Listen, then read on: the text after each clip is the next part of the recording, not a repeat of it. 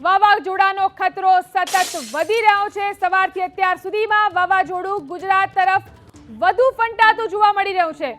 તો સવારથી અત્યાર સુધીમાં જે રીતે ખતરો વધી રહ્યો છે, ગુજરાત તરફ વાવાઝોડું વધુ ફંટાતું જોવા મળી રહ્યું છે।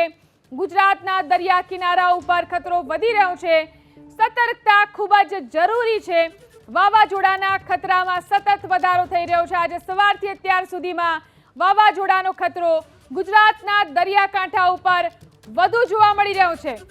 સતર્કતા પણ ખૂબ જ જરૂરી છે। સતર્કતાના પગલાં પ્રશાસન લઈ રહ્યું છે। ગઈકાલ કરતાં આજે વધુ ગતિથી ગુજરાત તરફ વાવાઝોડું ફંટાયું છે અને વાવાઝોડું જખો કરતાં પણ નીચે કચ્છ તરફ આગળ વધી રહ્યું છે।